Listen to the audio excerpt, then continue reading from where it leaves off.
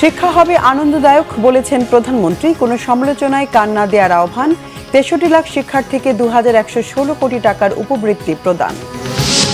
দুদকের তলবে সাড়া দেননি বেনজিরের স্ত্রী সন্তান। মতিউর ও স্ত্রী সন্তানের বিদেশ যাত্রায় আদালতের নিষেধাজ্ঞা। নিরীহ কাউকে হয়রানি না করার আহ্বান পররাষ্ট্রমন্ত্রীর।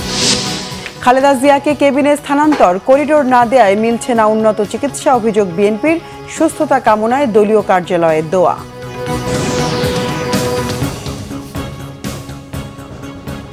দেখছিলেন বিআরবি কেবল সংবাদ শিরোনাম, এবার বিস্তারিত সংবাদ। প্রধানমন্ত্রী শেখ হাসিনা বলেছেন, শিক্ষার মাধ্যম হতে হবে আনন্দমুখর পরিবেশ। তাই সমালোচনায় ভীত না হয়ে আত্মমর্যাদা ও আত্মবিশ্বাস নিয়ে দেশের কল্যাণের আহ্বান তার। রাজধানীর ওসমানী স্মৃতি মিলনায়তনে মেধাবী শিক্ষার্থীদের উপবৃত্তি ও টিউশন ফ্রি বিতরণ কার্যক্রম উদ্বোধন করে তিনি বলেন, আগামী প্রজন্মকে চতুর্থ শিল্পের উপযোগী স্মার্ট সিটিজেন হিসেবে গড়ে তোলা হবে। শিক্ষায় কোনো নীতিমালা থাকুক, বিএনপি তা চায়নি বলেও তিনি মন্তব্য করেন। এবার মাধ্যমিক ও উচ্চ মাধ্যমিক পর্যায়ের ৬৩,০২,০৫৫ শিক্ষার্থীকে ২১১৬ কোটি টাকার এককালীন উপবৃত্তি দেয়া হলো। এর ফলে ২০২৩-২৪ অর্থ বছরের উপবৃত্তি ও টিউশন ফি বৃত্তিপ্রাপ্তদের মোবাইল নাম্বারে সরাসরি পৌঁছে গেছে।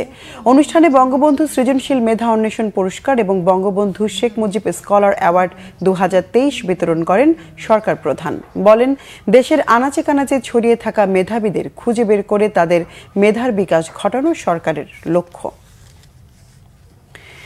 সাবেক আইজিপি বেনজির আহমেদের মতো আত্মগোপনে তার স্ত্রী ও ২ কন্যাও। দ্বিতীয় দফায় দুদকের তলবেও সাড়া দেননি তারা। সময় চেয়ে আবেদনও করেনি অবৈধ সম্পদের পাহাড় গড়াই পুলিশ কর্তার পরিবার। এদিকে সাবেক ডিএমপি কমিশনার আসাদুজ্জামান মিয়ার দুর্নীতি অনুসন্ধানে আবেদন পড়েছে দুদকে। এছাড়া দুদকের আবেদনে বিদেশ গমনে নিষেধাজ্ঞা দেওয়া হয়েছে এনবিআর সদস্য মতিউর, তার স্ত্রী ও সন্তানকে। বিস্তারিত ফরুক বাবুর রিপোর্টে। বিদেশে পলাতক থেকে প্রথমে সময় ভিক্ষা চাওয়ার পরে নিজেকে নির্দোষ দাবি করে সাবেক আইজিপি বেনজির আহমেদ। নিজের চেয়ে বেশি সম্পদ গড়েছেন স্ত্রী সন্তানদের নামে। সেই দৃষ্টে দুদক তলব করে বেনজিরের স্ত্রী জিসান মির্জা, মেয়ে ফারহিন রিসাত বিনতে বেনজির ও তাহসিন রাইসা বিনতে বেনজিরকে।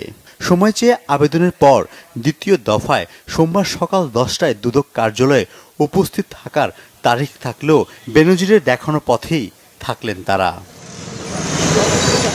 কোন দেশের অবস্থান বেনজির ও তার পরিবারের সদস্যদের তা জানতে দুদকের ফরেনসিক ল্যাব থাকলেও এখনও সে পথে যায়নি সংস্থাটি। বেনজিরের সম্পদ আদালতের মাধ্যমে বাজেয়াপ্ত হলেও মামলার প্রক্রিয়ায়ও যায়নি। পরবর্তী কার্যক্রম তাদের প্রতিবেদন দেওয়ার পরে কমিশন সিদ্ধান্ত গ্রহণ করবেন, কি করবেন তাদের সুপারিশের উপর ভিত্তি করে, এবং অন্যান্য ক্ষেত্রে অন্যান্য ব্যক্তিদের ক্ষেত্রে আইনি প্রক্রিয়া যেভাবে কার্যক্রম করা হয় ঠিক সেভাবেই একইভাবে এই কার্যক্রম চলবে। এদিকে ছাগলকাণ্ডের মতিউর রহমান মাথা ন্যাড়া করে সপরিবারে বিদেশ চম্পট দিয়েছেন। এমন তথ্য প্রকাশের পর মতিউর সহ তার স্ত্রী লায়লা কানিজ লাকি ও ছেলে আহমেদ তৌফিকুর রহমান অর্ণবের বিদেশের গমনে নিষেধাজ্ঞা আদালতের। মতিউর রহমান, তার স্ত্রী লায়লা কানিজ এবং তার ছেলে তৌফিকুর রহমান অর্ণব, তাদের 3 জনের বিরুদ্ধে বিদেশ গমনের নিষেধাজ্ঞা জারির জন্য একটি আবেদন করা হয়েছে টিম লিডার মোহাম্মদ আনোয়ার হোসেনের পক্ষে। সেটি আমরা বিজ্ঞ আদালতে উপস্থাপন করেছি এবং বিজ্ঞ আদালত শুনানি শেষে তাদের 3 জনের বিরুদ্ধে বিদেশ গমনের নিষেধাজ্ঞা জারি করেছেন। মতিউরের বিরুদ্ধে দুর্নীতির মাধ্যমে অঢেল সম্পদ অর্জন সহ হুন্ডি ও আন্ডার ইনভয়েসিং এর বিদেশে বহু অর্থ পাচারের অভিযোগ অনুসন্ধানে 3 সদস্যের টিম গঠন করেছে দুদক। ফরুক বাবু, বাংলা ভিশন, ঢাকা। পররাষ্ট্রমন্ত্রী ডক্টর হাসান মাহমুদ বলেছেন, একটি বিশেষ মহল সরকারকে বিব্রত করার চেষ্টা করছে। এর সাথে 2-1টি পত্রিকার যোগ সাজশ আছে। দুর্নীতি সংবাদ প্রকাশ করতে গিয়ে কোনো নিরীহ ব্যক্তি বা প্রতিষ্ঠান যেন হয়রানির শিকার না হয়। আওয়ামী লীগের 75তম প্রতিষ্ঠাবার্ষিকী উপলক্ষে সোমবার সকালে জাতীয় প্রেস ক্লাবে বঙ্গবন্ধু সাংস্কৃতিক জোটের আলোচনা অনুষ্ঠানে পররাষ্ট্রমন্ত্রী এসব কথা বলেন। আওয়ামী লীগে অভ্যন্তরীণ গণতন্ত্রের চর্চা আছে দাবি করে ডক্টর হাসান মাহমুদ বলেন, বিএনপি সহ অন্য দলে তা নেই। পররাষ্ট্রমন্ত্রী আরও বলেন, বেগম খালেদা জিয়া অনেকদিন অসুস্থ, কিন্তু তার মহাসচিব কখনো কাঁদেননি। পত্রিকায় বিএনপির মহাসচিব খুঁজছে এমন সংবাদ প্রকাশের পর মহাসচিবের খালেদা জিয়ার জন্য কান্না পদ হারানোর ভয়ে কিনা প্রশ্ন পররাষ্ট্রমন্ত্রীর। দেশের অভ্যন্তর থেকে না, দেশের বাইরে থেকে প্রতিষ্ঠা করতে পারে এবং আজকের এই দিনে এই আলোচনা সভায় সরকারের বিরুদ্ধে বিএনপির পাশাপাশি ষড়যন্ত্র লিপ্ত সেই বিশেষ মহলের সাথে দু একটি গণমাধ্যমও যুক্ত। ইচ্ছাকৃতভাবে কোনো প্রতিষ্ঠানকে প্রশ্নবিদ্ধ করার প্রয়াস হিসাবে যদি ধারাবাহিকভাবে সংবাদ পরিবেশন করা হয়, তাহলে বুঝতে হবে সেটি ষড়যন্ত্রের অংশ। বেগম খালেদা জিয়া তো বহুদিন ধরে অসুস্থ, এতদিন তো কান্না দেখি নাই। এখন মহাসচিবের খোঁজে বিএনপি, এই শিরোনাম আসার পর মির্জা ফখরুল সাহেবের কান্নার ছবি, দুটার মধ্যে কোনো সংযোগ আছে কিনা এটি একটি খুঁজে দেখার বিষয়। বিএনপি চেয়ারপারসন বেগম খালেদা জিয়াকে সিসিইউ থেকে কেবিনে স্থানান্তর করা হয়েছে। বিকেল 4:15টার দিকে রাজধানীর এভার কেয়ার হাসপাতালে চিকিৎসাধীন বিএনপি চেয়ারপারসন বেগম খালেদা জিয়াকে কেবিনে স্থানান্তর করা হয়। বিএনপির মিডিয়া সেলের সূত্রে তথ্য জানা গেছে, রবিবার বেগম খালেদা জিয়ার হৃদযন্ত্রে পেসমেকার বসানো হয়। পেসমেকার বসানোর পর বেগম খালেদা জিয়ার ব্যক্তিগত চিকিৎসক ডাক্তার AZM জাহিদ হোসেন বলেছিলেন, 24 ঘন্টা পর্যবেক্ষণের আগে তার স্বাস্থ্য সম্পর্কে কোনো মন্তব্য করা যাবে না। শুক্রবার দিবাগত রাত 3:30টায় গুলশানের বাসা ফিরোজায় হঠাৎ অসুস্থ হয়ে পড়লে তাকে এভার কেয়ার হাসপাতালের করোনারি কেয়ার ইউনিটে ভর্তি করে শুরু হয় চিকিৎসা।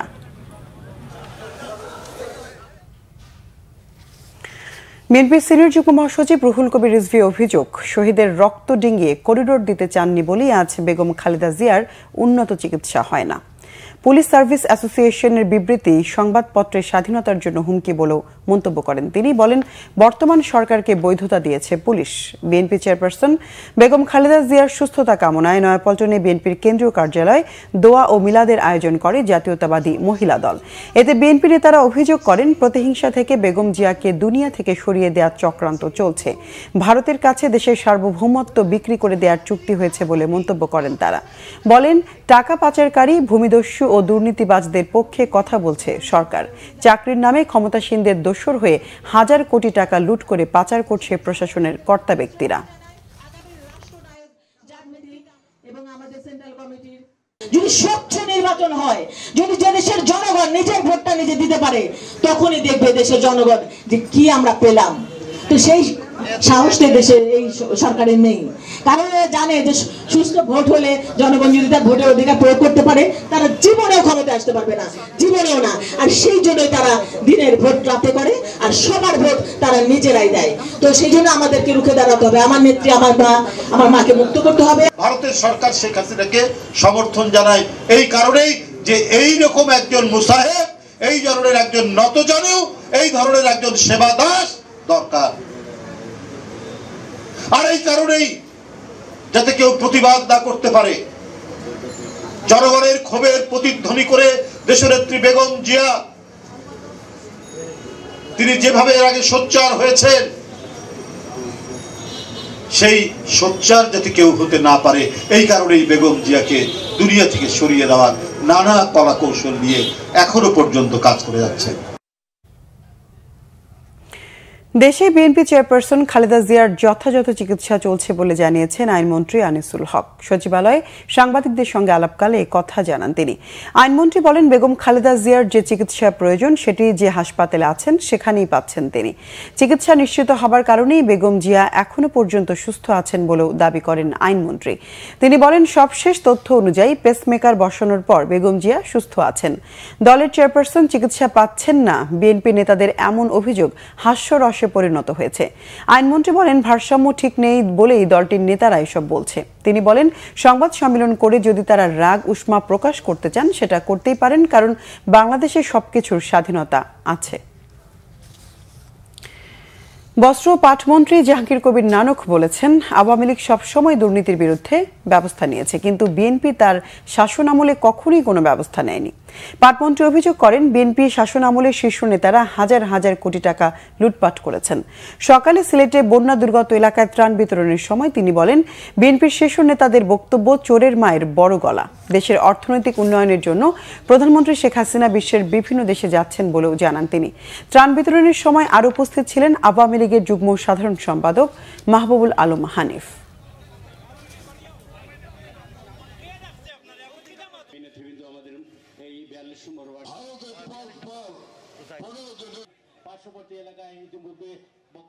মির্জা ফখরুল ইসলাম আলমগীর 10 সাল বাবুরা আপনারা ক্ষমতার মস্তদ থেকে হাজার হাজার কোটি টাকা লুটপাট করেছিলেন। খালেদা জিয়ার ক্ষমতার আমলে একটি মানুষের বিরুদ্ধে, একটি দুর্নীতিবাজের বিরুদ্ধে কোন ব্যবস্থা গ্রহণ করেছেন, কিন্তু আমাদের নেত্রী শেখ হাসিনা এই দুর্নীতির ব্যাপারে কাউকে ছাড় দেন না। প্রধান বিচারপতি ওবায়দুল হাসান বলেছেন, প্রত্যেক নাগরিকের ন্যায় বিচার পাওয়ার অধিকার আছে। দুপুরে সিরাজগঞ্জে জেলা ও জজ আদালত চত্বরে বিচার প্রার্থীদের বিশ্রামাগার ন্যায়কুঞ্জ উদ্বোধন করে তিনি একথা বলেন।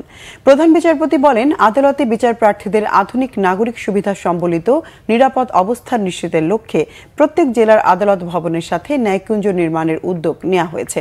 এ সময় আরও উপস্থিত ছিলেন হাইকোর্ট বিভাগের রেজিস্ট্রার মুন্সি মোহাম্মদ মশিয়ার রহমান, সিরাজগঞ্জের সিনিয়র জেলা ও দায়রা জজ এম আলী আহমেদ, আপিল বিভাগের রেজিস্ট্রার মোহাম্মদ সাইফুর রহমান সহ অন্যান্যরা। আইনের আশ্রয় লাভের অধিকার প্রত্যেকটি নাগরিকেরই আছে। সেই জন্য তারা যখন আদালতে আসেন, আদালত প্রাঙ্গণে যদি কোনো বসার ব্যবস্থা না থাকে, তারা এদিক সেদিক ঘোরাফেরা করতেন, তাদের জন্য একটি সুন্দর পরিবেশে বসার ব্যবস্থা করার জন্যই এই স্থাপনা দিতে হচ্ছে। রাঙামাটির বাঘাইছড়ির সাজেকের দুর্গম 3 গ্রামে ছড়িয়ে পড়েছে জ্বর ও ডায়রিয়া। আক্রান্ত শতাধিক মানুষ। চিকিৎসার অভাবে মুমূর্ষু অবস্থা কারো কারো। দ্রুত মেডিকেল টিম পাঠানোর দাবি স্থানীয়দের। রাঙামাটি প্রতিনিধি নন্দন দেবনাথের তথ্য, ছবিতে ডেস্ক রিপোর্ট। রাঙামাটির বাঘাইছড়ির ভারত সীমান্তবর্তী বেটলিং মৌজার 3টি গ্রাম অরুণপাড়া, তারুমপাড়া ও নিউ থাংনাংপাড়া বেশ দুর্গম। জ্বর ও ডায়রিয়ায় ভুগছে এখানকার শতাধিক মানুষ। বিশুদ্ধ খাবার পানির তীব্র অভাব এসব এলাকায়। আশপাশে কোথাও কমিউনিটি ক্লিনিক বা চিকিৎসা কেন্দ্র না থাকায় চরম ঝুঁকিতে আক্রান্তরা। সড়ক যোগাযোগের কোনো ব্যবস্থা না থাকায় এসব গ্রামে পৌঁছানো যাচ্ছে না মেডিকেল টিম ও চিকিৎসা সরঞ্জাম।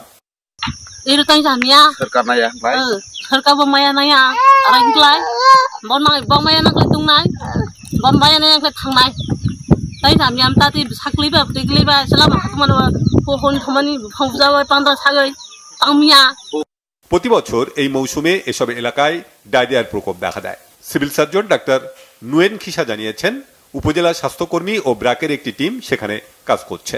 প্রয়োজনে আরো মেডিকেল টিম পাঠানো হবে। এরকম সর্দি কাশি জ্বরের রোগী আছে। সর্দি কাশি জ্বর হলে সাধারণত সামান্যতম পায়খানাটা একটু নরম হতে পারে, তো এটাকে ঠিক ডায়রিয়া বলা যায় না। তো আমরা বিষয়টা গুরুত্ব সহকারে নিয়েছি বলে আজকে কিন্তু আমরা একটা মেডিকেল টিম পাঠিয়েছি। আমাদের রিপোর্টে এটা ডায়রিয়া নয়, ডায়রিয়ার কোনো প্রাদুর্ভাব নয়, এটা আমাদের নিয়ন্ত্রণে আছে।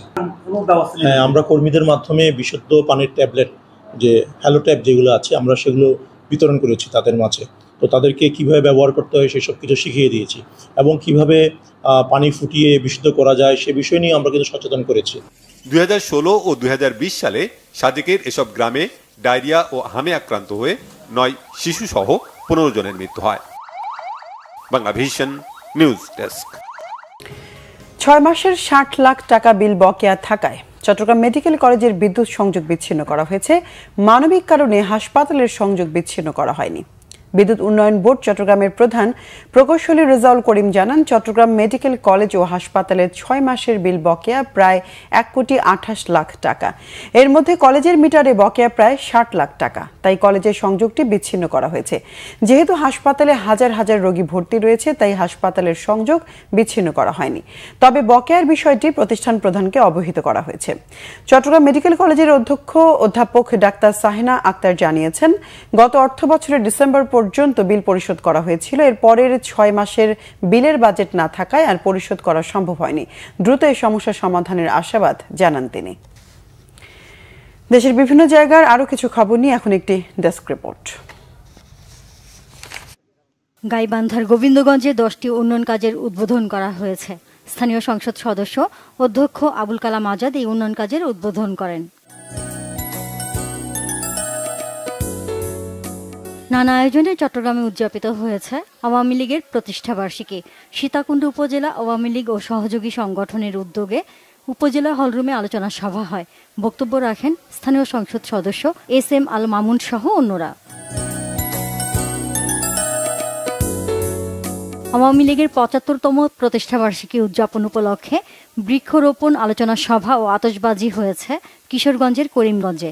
করিমগঞ্জ সরকারি পাইলট মডেল উচ্চ বিদ্যালয় মাঠে পৌর আওয়ামী লীগের সভাপতি মোহাম্মদ হুমায়ুন কবির স্বপন ভান্ডারীর সভাপতিত্বে সভায় প্রধান অতিথি ছিলেন প্রধানমন্ত্রী সাবেক ADC আওয়ামী লীগ নেতা অবসরপ্রাপ্ত মেজর মোহাম্মদ নাসিমুল হক।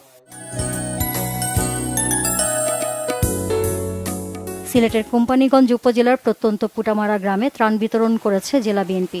জেলা বিএনপির উপদেষ্টা হেলাল উদ্দিন আহমেদের অর্থায়নে ত্রাণ বিতরণ করেন জেলা বিএনপির সভাপতি আব্দুল কাইয়ুম চৌধুরী ও সাধারণ সম্পাদক অ্যাডভোকেট ইমরান আহমদ চৌধুরী সহ অন্য নেতারা। বেগম খালেদা জিয়ার মুক্তি, গণতন্ত্র ও ভোটাধিকার আদায়ের লক্ষ্যে পঞ্চগড়ে জাতীয়তাবাদী কৃষক দলের মতবিনিময় সভা হয়েছে। স্থানীয় কমিউনিটি সেন্টারের আয়োজন করে জেলা কৃষক দল। দায়িত্ব নিলেন রূপগঞ্জ উপজেলা পরিষদের চেয়ারম্যান, ভাইস চেয়ারম্যান ও মহিলা ভাইস চেয়ারম্যান। উপজেলা পরিষদ কার্যালয়ে বঙ্গবন্ধুর প্রতিকৃতিতে শ্রদ্ধা জানান তারা। নতুন চেয়ারম্যান, ভাইস চেয়ারম্যানদের অভিনন্দন জানিয়েছেন স্থানীয় পেশাজীবী, শিক্ষক ও রাজনৈতিক নেতাকর্মীরা। Asia Pacific regional youth leadership training course শুরু হয়েছে গাজীপুরের মৌচাক জাতীয় স্কাউট প্রশিক্ষণ কেন্দ্রে।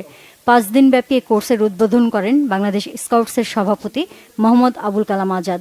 এই ট্রেনিং কোর্স শেষ হবে আগামী 27 জুন। পার্বত্য চট্টগ্রামে কৃষকদের আর্থসামাজিক উন্নয়ন ও তামাক চাষ নিরুৎসাহিত করা এবং তুলা চাষে গুরুত্ব সম্ভাবনা বিষয়ক সেমিনার হয়েছে রাঙামাটিতে। এর উদ্বোধন করেন পার্বত্য চট্টগ্রাম উন্নয়ন বোর্ডের চেয়ারম্যান সুপ্রদীপ চাকমা। সেমিনারে 3 পার্বত্য জেলার তুলা চাষিরা অংশ নেন। পার্বত্য চট্টগ্রাম এলাকায় আর্থসামাজিক উন্নয়নে আখ, সাথী ফসল ও গুড় উৎপাদন শীর্ষ কর্মশালা হয়েছে খাগড়াছড়িতে।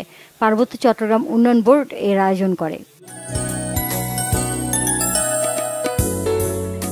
দীপ্ত টিভির সাতক্ষীরা প্রতিনিধি সাংবাদিক রঘুনাথ খাঁর উপর পুলিশি নির্যাতন ও তার বিরুদ্ধে মামলায় চার্জশিটের প্রতিবাদে ও মামলা প্রত্যাহারের দাবিতে মানববন্ধন হয়েছে।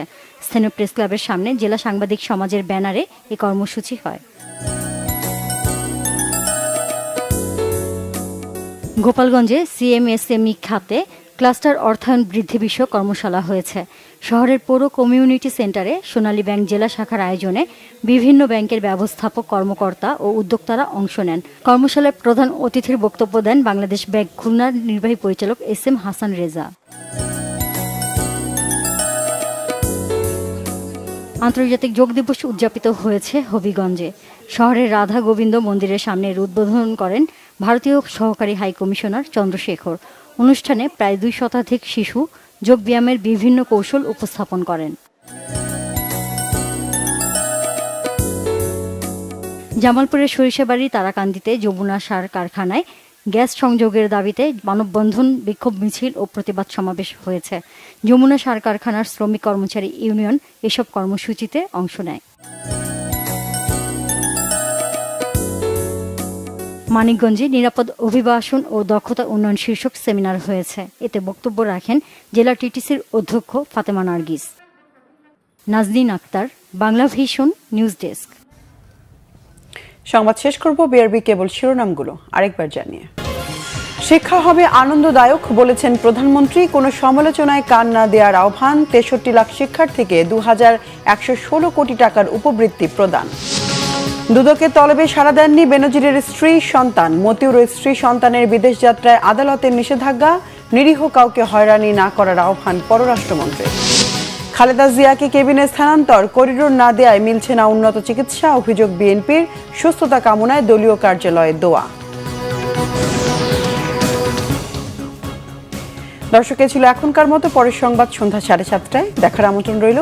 এছাড়া বাংলাভিশন সংবাদ ও সংবাদ সংশ্লিষ্ট অনুষ্ঠান দেখতে ভিজিট করুন www.bvnews24.com ও facebook.com/banglavisionnews এবং সাবস্ক্রাইব করুন youtube.com/banglavisionnews।